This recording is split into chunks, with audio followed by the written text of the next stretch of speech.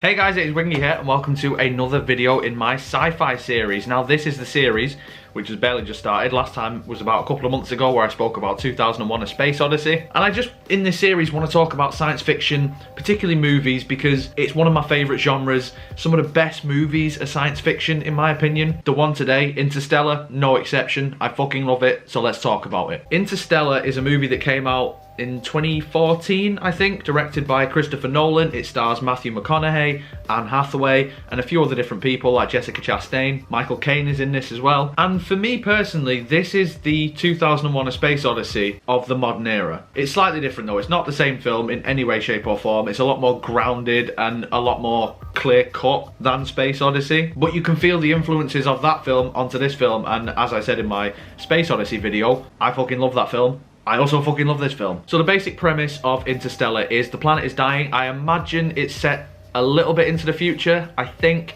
sort of like 2070s, 2060s maybe. And yeah, the planet is dying. Like there's a load of dust and dirt that is being swept up. The food is running out and they need to figure out a way for humanity to survive. Matthew McConaughey, he plays a pilot who is tasked with flying this mission into space to see if they can find habitable planets. There's a few other things like that, but that is the basic premise of the film. There's a whole other aspect to it in terms of like time travel as well, but the majority of it is quite clear cut. Like they have to look for these other planets. Now the funny thing about Interstellar is it's a 3-hour film-ish. It doesn't feel like that. This film just goes by. Like I am invested from the start of this film, and there's not a single moment in this film where I start to drop off or I start to get a little bit bored.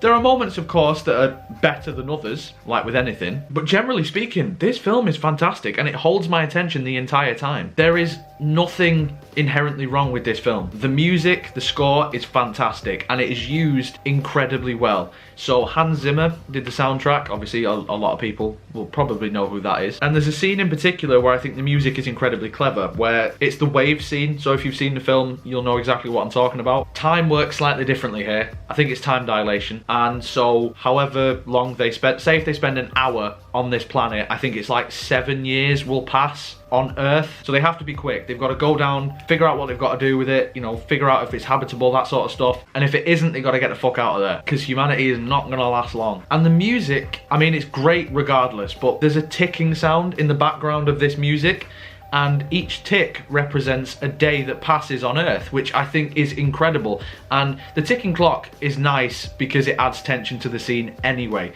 But when you know it's there to represent something else, that's one of the reasons why I love this film. Like, you can peel away at it. There's more to it. It's not just as surface level as you may think. The directing as well is fantastic. Like, this is arguably Christopher Nolan's best film. Again, like I mentioned before, this does take inspiration from A Space Odyssey, 2001 Space Odyssey. There are certain scenes in this film that pretty much could have been lifted straight from Space Odyssey. In particular, the stuff where they're spinning around in space and they're trying to dock and all that sort of jazz. But the way that certain things are shot is really clever and really outside the box. And there's not too many scenes where it's like, that was obvious.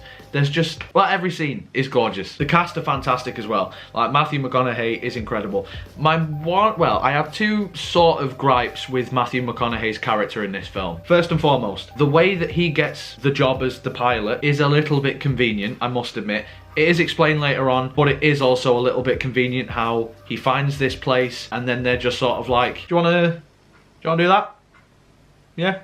Cool. Like I said, it does logically make sense, but it just sort of feels like, whoa, hang on, you just broke into a secret facility here. Do you want a job? And also the fact that he is very much a family man and he cares so much about his daughter Murph, who, like, you can feel the bond that they have. However, he does have a son as well. And I mean, listen, I'm not a parent, so I don't know, but I imagine if you are a parent, you will never admit it, but you will have a favourite child. But usually you don't let them know that. But with Matthew McConaughey's character in this, Cooper, you can tell that Murph is his favourite child, and he just doesn't hide that whatsoever. His son is just kind of like an afterthought in a couple of scenes. Anne Hathaway, she's fantastic in this. Matt Damon, he's not throughout the entire film. He only appears for about, I don't know, half an hour, something like that. His character is really cool as well, because you think it's going to be one thing and then it's not, and the way that that's handled I think is fantastic. The special effects as well, like when they're flying in and around space, like the waves, like I mentioned before, some of the different planets and the scenery, oh, This movie, I mean, it's shot incredibly well and the shots make things look beautiful, but the things in shot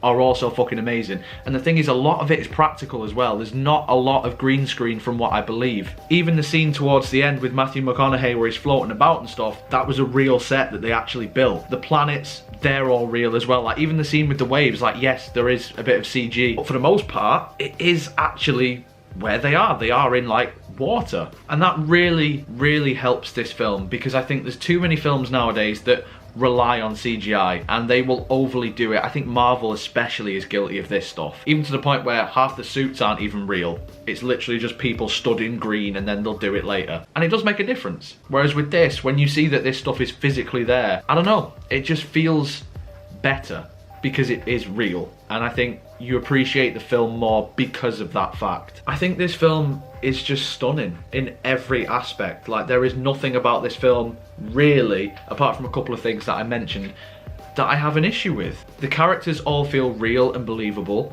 In fact, the science as well. I don't know if I've mentioned the science yet, but if I haven't, here we go. It's grounded in real science. So whether or not the stuff that is in this film can actually happen, I don't know. I believe that they did have a scientific advisor on the film as well, but it feels like, even though this stuff isn't necessarily possible now, it feels like it could be.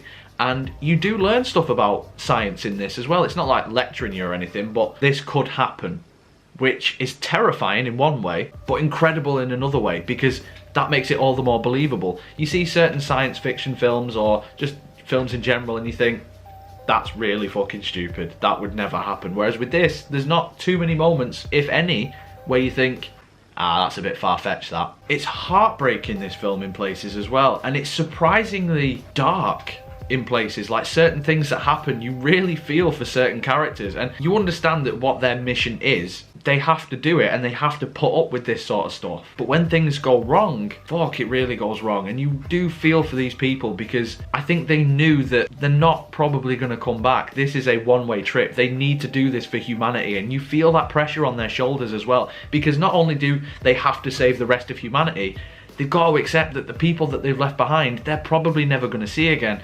And it really adds to the tension of this film in certain scenes where you are just like, fuck, I really hope that they do it, and I really hope that they make it. Towards the end of the film as well, I think this is probably my least favourite part of the film, because I do feel like it's a little bit convenient. However, it's done really well and it's executed really well, and again, it's surprisingly emotional the way that Matthew McConaughey is, and you really do start to understand things that were on before in the film, and you're just sort of like, ah, that's where it was going, okay.